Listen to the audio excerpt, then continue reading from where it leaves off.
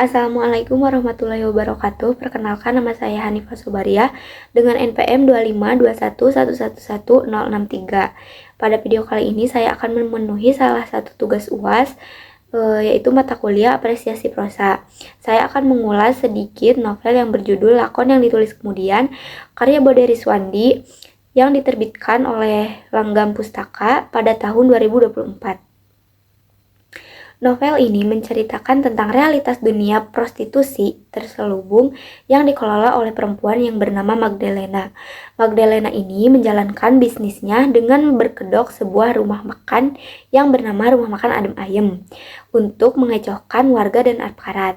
Namun di balik dinding rumah makan tersebut terdapat deretan kamar yang berisi perempuan-perempuan yang didatangkan dari berbagai daerah melalui agen. Konflik memuncak pada saat sosok Yanti atau salah satu anak asuh dari Magdalena ini mencoba untuk memberontak untuk memperjuangkan kemerdekaan dirinya dan teman-temannya.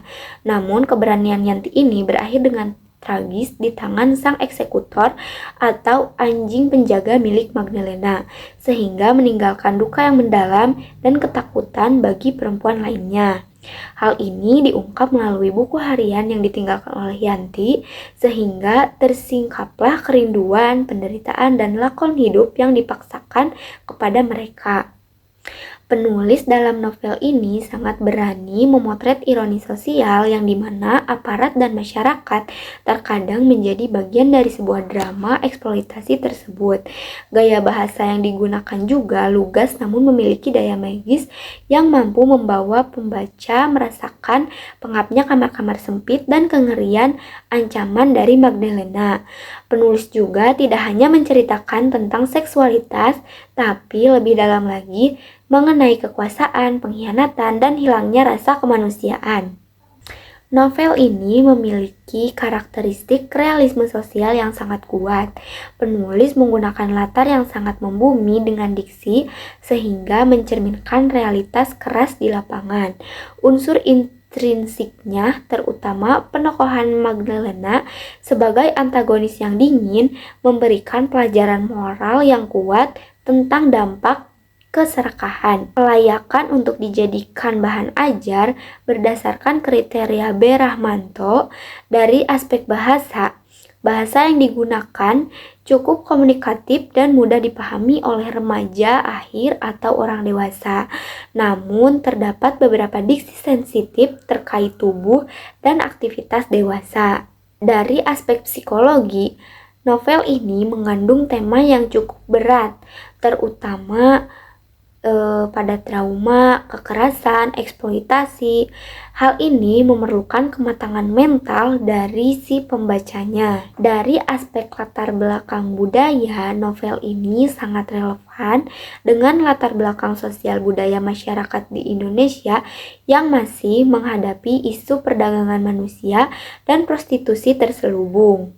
Sementara itu, berdasarkan kriteria Sayuti, pada kriteria ini ditekankan pada fungsi sastra sebagai alat untuk memperhalus budi dan memberikan pengalaman yang estetik. Novel ini berhasil memberikan pengalaman tersebut melalui empati pembaca terhadap tokoh Yanti.